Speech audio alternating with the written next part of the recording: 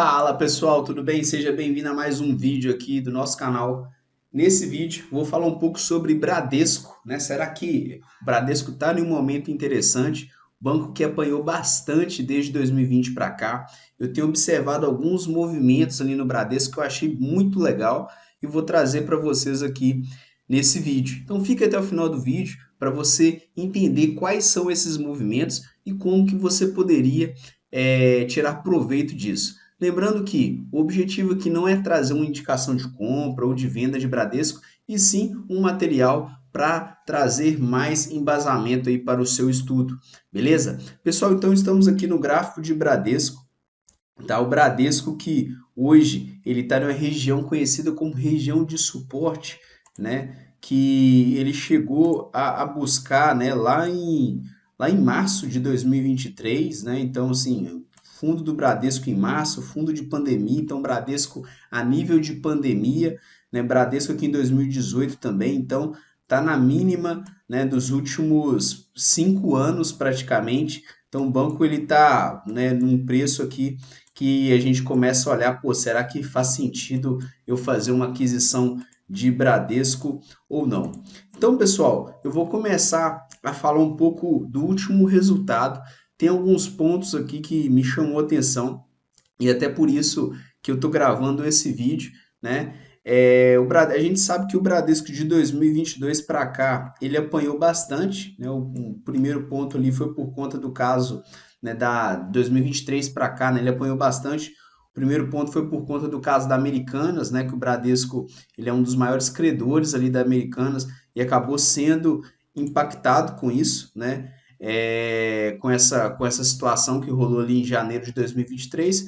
E o segundo ponto também foi por conta dessa escalada de juros. A gente observa que de maio, né, junho de 2021 para cá, o Bradesco ele teve o topo dele aqui no dia, né, no preço de 21,84, né, no dia 15 de junho ali, né, próximo ao dia 15 de junho, e depois que os juros começou a subir de 2% até 13,75, o Bradesco ele veio caindo também, e a gente vai entender o porquê disso, tá? Então, o primeiro ponto ali, o caso da Americanas. O segundo ponto, que acaba que esses juros impactou o Bradesco em dois pontos. O primeiro ponto, né, a primeira coisa que acabou impactando o Bradesco aqui foi por conta do número de pagadores duvidosos, né?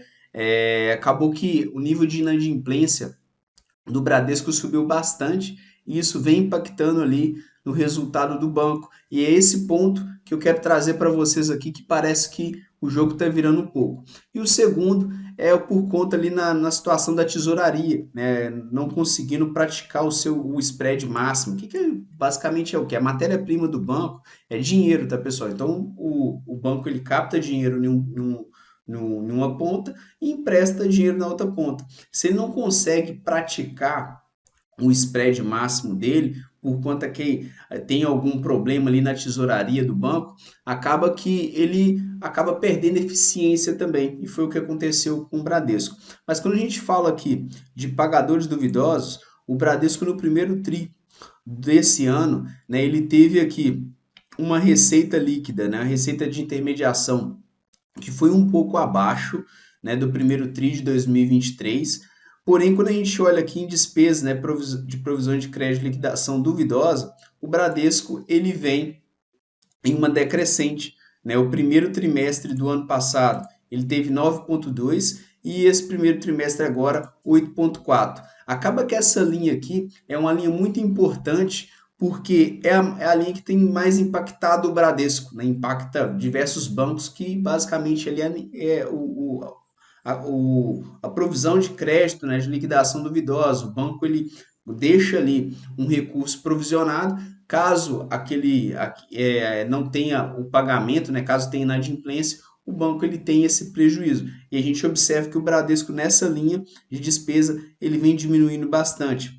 Quando a gente observa aqui embaixo, né, no lucro do Bradesco, ficou praticamente ali no zero a zero. Então, apesar dele ter uma receita menor, ele ganha um pouco de eficiência ali nas despesas dele e ele começa a demonstrar isso aqui no lucro líquido, que no último TRI ele teve uma receita muito maior, porém com uma despesa maior também, não impactou tanto no lucro aqui do banco, que a gente consegue ver aqui abaixo, tá? Então, esse é um dos primeiros pontos que começam a me deixar uma pulga atrás da orelha se é um bom momento para comprar Bradesco ou não. Que basicamente a gente observa que há uma decrescente, uma queda nessa linha de despesa, né, de PDD aqui, né, de provisão de crédito e liquidação duvidosa. Um outro ponto, pessoal, é a situação de múltiplos do banco. Ele está bastante atrativo. Quando a gente olha em termos, né, aqui a gente está com o Bradesco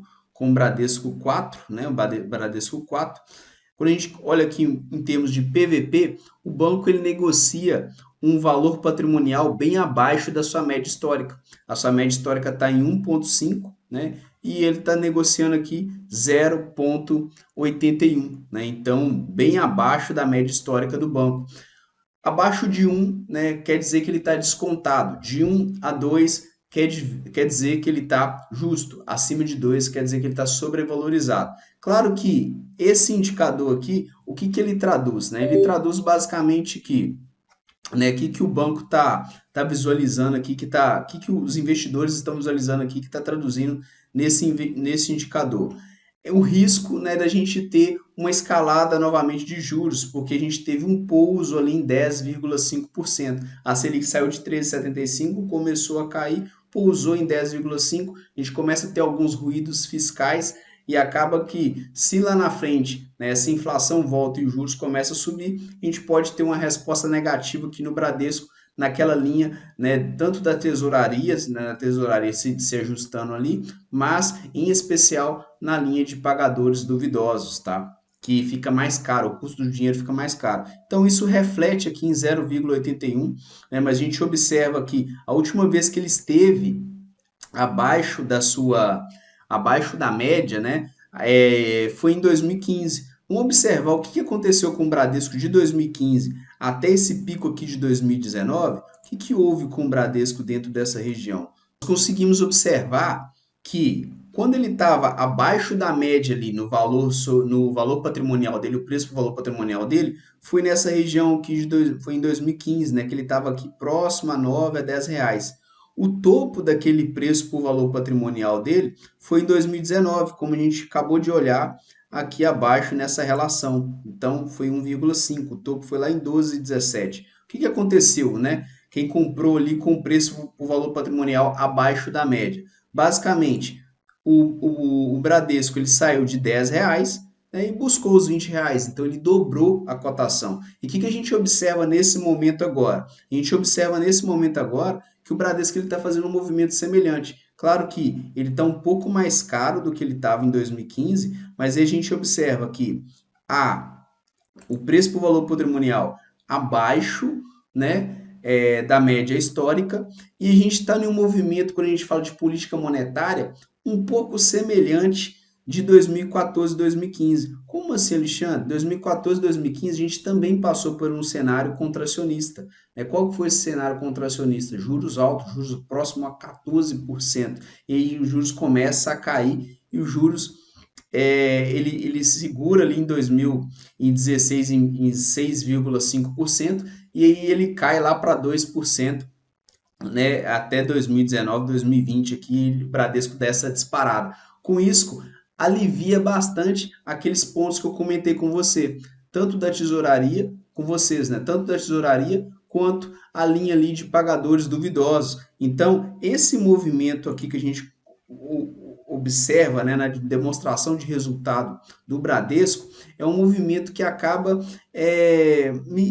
eu fico um pouco pensativo se está interessante comprar Bradesco ou não. Por quê? A gente começa a observar a Selic caindo, né, a nossa taxa de juros caindo, o Banco Central americano, né, pode ser que tenha queda de juros em setembro, então alivia um pouco para a flexibilidade monetária para esses juros cair um pouco mais para frente. E um outro ponto, a gente começa a olhar os dados e observa que essa despesa, né, com provisão para crédito de liquidação duvidosa, ela começa a cair e começa a aliviar o banco, né, nesse sentido aqui, no seu resultado financeiro. E isso fica tão claro que, apesar do banco ele ter um resultado menor, né, de receita, ele acaba tendo um lucro em linha que ele teve no primeiro trimestre. No primeiro trimestre de 2023, ele lucrou 4,2 bi, e nesse primeiro trimestre de 2024, ele lucrou 4,2 bi também, tá? Então, o que a gente tem aqui? A gente tem um Bradesco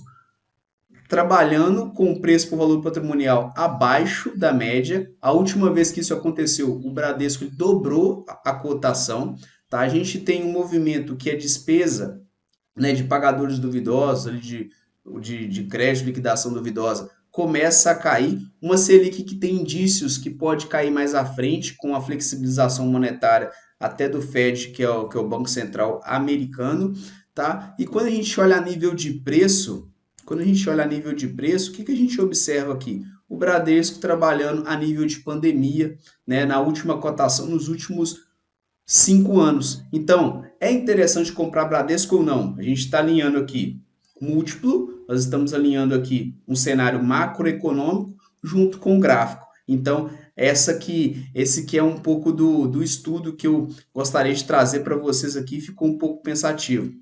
Eu vou estar fazendo uma aquisição de Bradesco nesse patamar, tá? Até porque é um bom banco, né? Ele tem aí uma carteira de crédito bem consolidada no Brasil, né, no país. Ele paga dividendo, está numa cotação muito atrativa e está negociando abaixo do valor patrimonial. E quando a gente olha até outros múltiplos aqui, como um PL, por exemplo, também, o banco ele está descontado quando a gente olha ali que a média é 12 vezes, né, e o PL dele aqui está 10,33. E o mesmo movimento de 2015, PL abaixo da média, 2019 bem acima da média, a gente tem esse movimento que o Bradesco praticamente dobrou de cotação. E aí, será que vale a pena comprar Bradesco ou não? Deixa aqui nos comentários o que você achou desse vídeo. Se inscreva no canal, a gente está começando aqui a fazer esse material, acredito que pode agregar bastante para vocês. E até o próximo vídeo. Grande abraço e valeu!